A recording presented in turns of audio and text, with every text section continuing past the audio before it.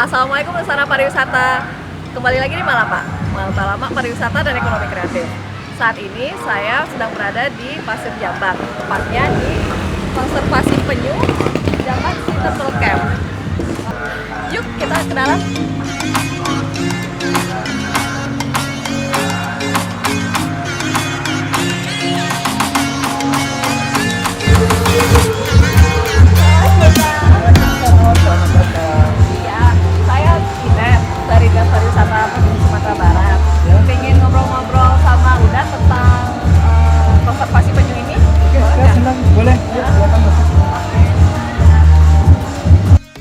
Sana Pariwisata, saat ini saya sudah berada bersama Uda Pati Haryose, pengelola sekaligus founder dari Sea Turtle Camp Pasir Jambak. Assalamualaikum dah. Waalaikumsalam. Selamat sore. Iya sore. Apa kabar? Alhamdulillah. Baik, luar biasa, sehat. Jadi saya kan tadi lewat sini nih Pasir Jambak. Ternyata saya lihat ada plang Sea Turtle Camp. Konservasi penyu ya. Jadi maksudnya konservasi penyu itu memang khusus penyu saja atau gimana nih Mas? Bisa share ke kita ceritanya tentang camp ini? Jadi sebenarnya kita secara struktural organisasinya ini adalah kelompok masyarakat pengawas atau Pokmaswas. Jadi Pokmaswas Samudra. Nah, kita itu kegiatan orientasi kegiatan kita itu lebih spesifik ke konservasi penyu. Jadi konservasi penyu ini juga tujuannya adalah untuk pengembangan ekowisata konservasi penyu. Jadi kita ingin ada tematik di sini untuk Pantai Pasir Jambak ini ikonik dengan konservasi penyu, ya, seperti itu.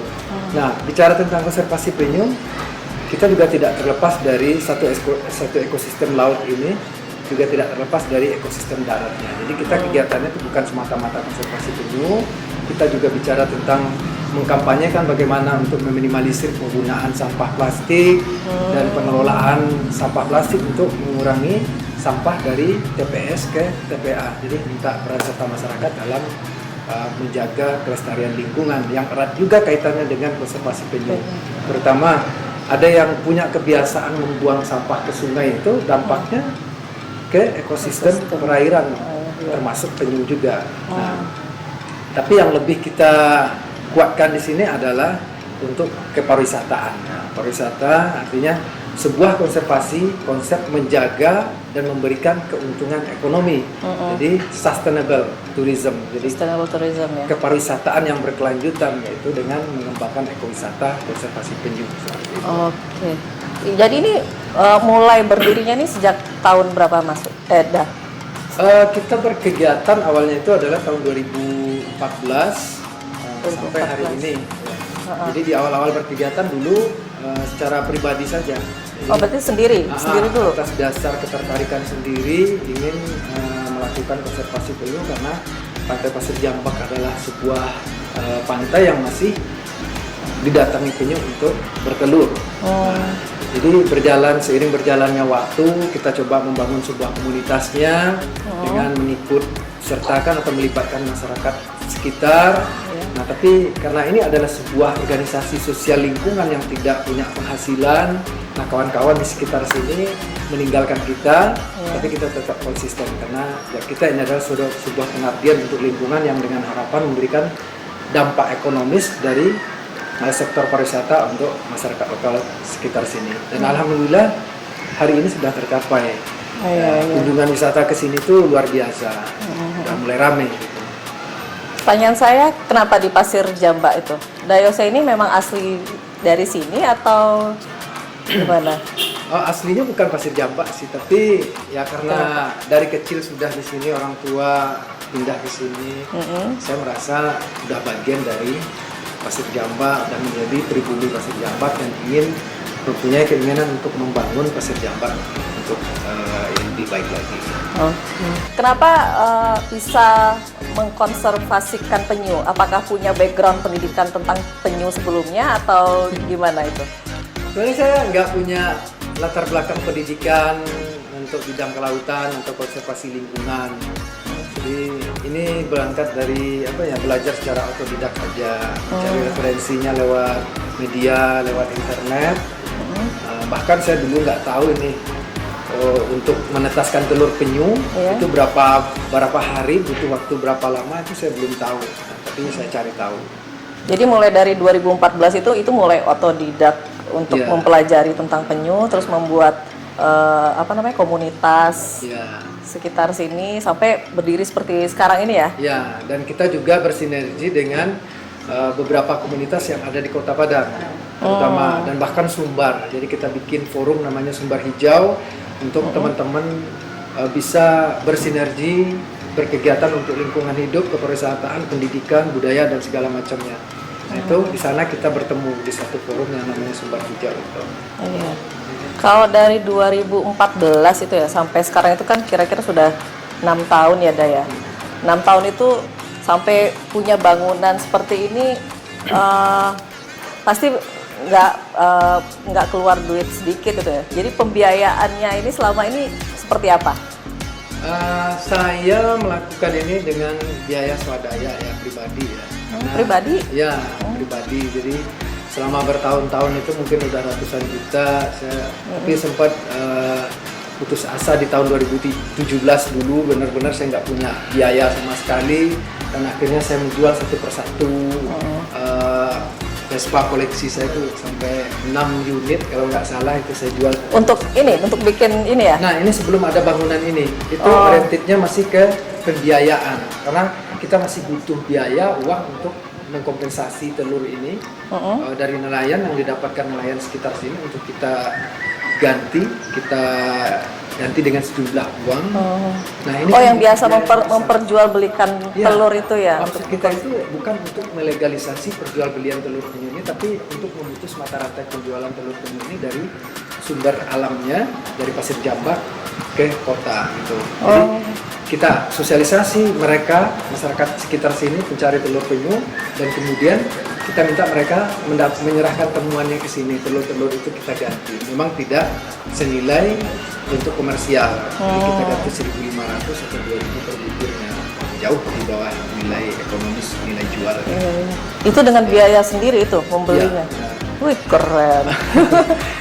Nah setelah itu kita coba mencari dukungan lewat media, bekerja sama dengan kawan-kawan jurnalis untuk blow up, mempublikasikan kondisi existing dari Pantai Pasir Jambak. Nah, banyak pihak yang mulai sudah tertarik. Salah satunya di sini ada perusahaan otomotif yang membiayai pembangunan ini, sarana dan prasarananya. Memang kalau untuk pembiayaan masih dari kita, tapi bangunan ini adalah hibah dari CSR, sebuah perusahaan otomotif yang ada di Indonesia.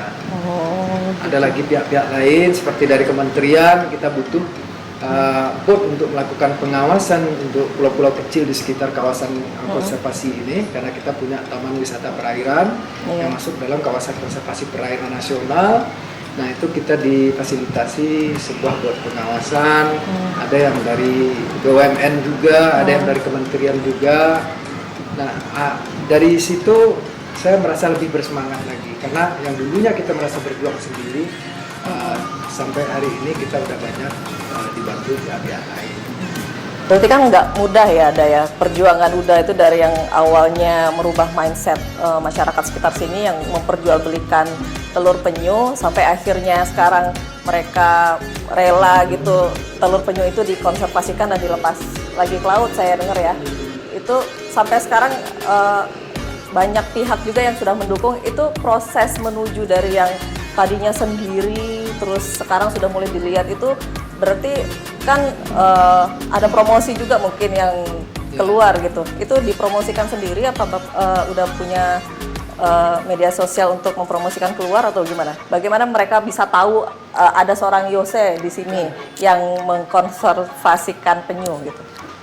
Memang kalau untuk perjuangan membangun konservasi ini sampai hari ini, titik berat pekerjaannya itu yang pertama itu adalah penyadaran masyarakatnya. Jadi yang kedua adalah pembiayaan, jadi tantangan kita karena kita mandiri ya, government bukan organisasi pemerintahan.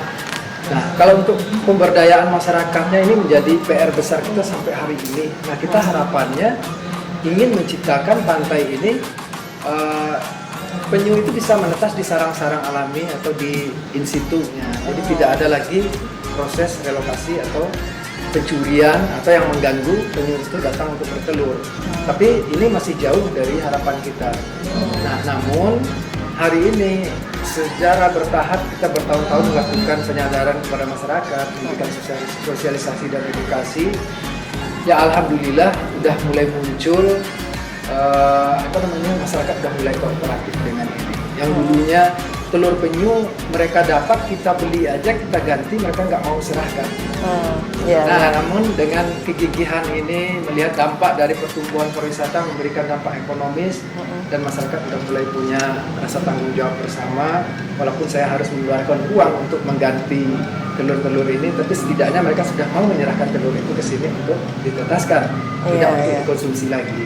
Nah, kalau untuk pihak-pihak yang udah ikut membantu konservasi penyu ini, tentunya kita perlu kerjasama dengan kawan-kawan media, jurnalis itu sangat membantu publikasi kegiatan-kegiatan apa yang sudah kita lakukan. Dimanapun kami berkegiatan, teman-teman media ini ikut mempublikasikan. Nah, akhirnya kita menjadi sorotan dan dilirik oleh banyak pihak untuk ikut bekerjasama dengan konservasi kita. Oh iya. Jadi kalau yang di konservasi ini selain menyelamatkan telur penyunya dari in situ-nya tadi, direlokasi untuk bisa ditetaskan, kegiatan apa lagi aja tuh yang dilakukan selain sosialisasi kepada masyarakat? Monitoring. Jadi monitoring itu kita lakukan di setiap malam. Yang di jam-jam tertentu kita melakukan monitoring, memantau penyu-penyu yang datang bertelur. Nah, kemudian telur-telur itu kita kumpulkan, kita relokasi ke tempat penetasan semi alami yang kita punya. Oh gitu. Jadi kalau yang saya lihat juga kan tadi ada beberapa piagam penghargaan ya. Ya. Ini bisa di-share sedikit nggak? Kemana saja sudah berbagi cerita sampai mendapatkan berbagai penghargaan gitu? Kalau untuk penghargaan, saya pernah mendapatkan penghargaan dari Dinas Pemuda dan Olahraga Kota Padang. Kita di sini pernah menjadi juara 1 pemilihan pemuda pelopor tingkat Kota Padang, juara 2 untuk tahun berapa tuh? 2017.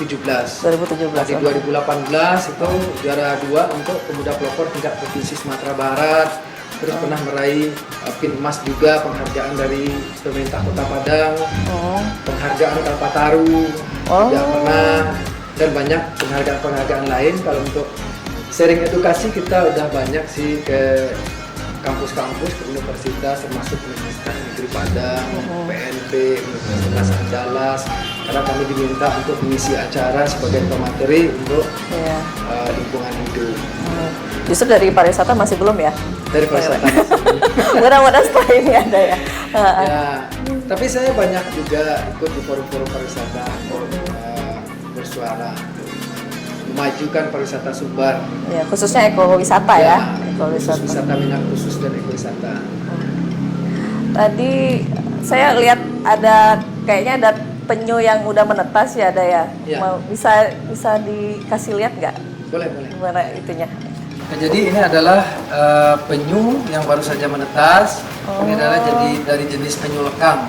Penyu lekang. Nah, ini yang mayoritas ada di Pantai Pasir Jampak, penyu lekang ini. Memang warnanya hitam itu ya? Ya, memang hitam. Jadi untuk di perairan kita di Sumatera Barat, dari 7 jenis penyu yang ada di dunia itu, 4 jenisnya ada di kita di Sumatera Barat ini. Kalau untuk di Indonesia ada 6 jenis. Atau untuk Sumatera Barat ada jenis penyu lekang ini, penyu hijau, penyu sisik, dan penyu belimbing. Tapi kalau untuk penyu belimbing ada di perairan Mentawai, karena penyu belimbing ini lebih sensitif dengan keberadaan manusia dan pencahayaan.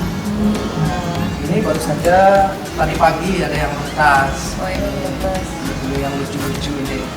Nah, ini hari sama ini ya? Beda? Ya sama jenisnya. Dan prinsipnya untuk konservasi ini, kalau ada yang menetas itu kita secepatnya harus dirilis. Jadi kita berusaha merilis hari ini. Yang mudah-mudahan kita di sore ini nanti menjelang maghrib atau menjelang matahari tenggelam kita udah bisa merilis semua. Saya bisa ikutan dong nanti rilis. Kita sama-sama. Iya. Jadi ini yang baru menetas ya. Ini berapa hari tadi deh?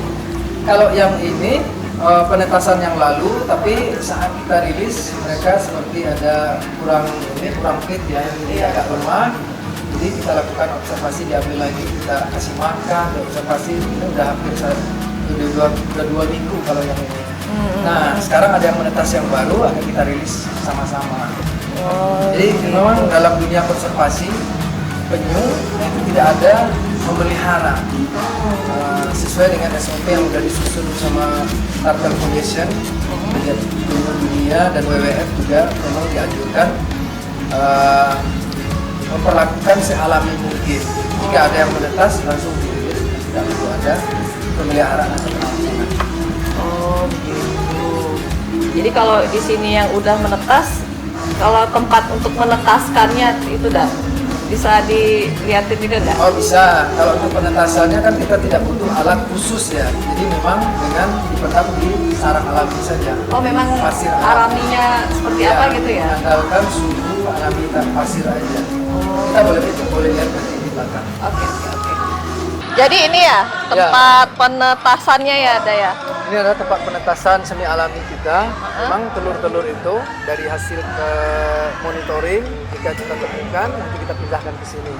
Nah, ini suhu tanahnya atau suhu pasirnya itu sekitar 26 sampai 30 derajat Celcius. Oh gitu. Nah, itu suhu tanah, suhu pasir juga mempengaruhi nanti orientasi kelamin penyunya. Oh gitu. Ya, jika Terlalu suhu panas? di musim hujan kan suhunya lebih Dingin. agak sedikit dingin. Iya. Nah, itu lebih cenderung nanti penyu-penyu jantan yang banyak. Jadi kalau lebih panas sesuai dengan artikel yang saya baca dan kajian-kajian ilmuwan itu, dia lebih banyak betina. Oh. Dayose, terima kasih banyak atas bincang-bincangnya hari ini. Semoga kedepannya konservasi penyu ini makin diperhatikan lagi oleh pemerintah dan masyarakat luas. Harus. Ya. Terima kasih ya, Daya. Baik. Baiklah, Dusanak Pariwisata, demikianlah bincang-bincang kita dengan Dayose, pengelola sekaligus founder dari Sea Turtle Camp Pasir Jambak. Sampai jumpa kembali pada Malapak selanjutnya dengan pelaku pariwisata dan ekonomi kreatif Sumatera Barat lainnya. Wassalamualaikum warahmatullahi wabarakatuh. Salam pariwisata, salam Piti Masa.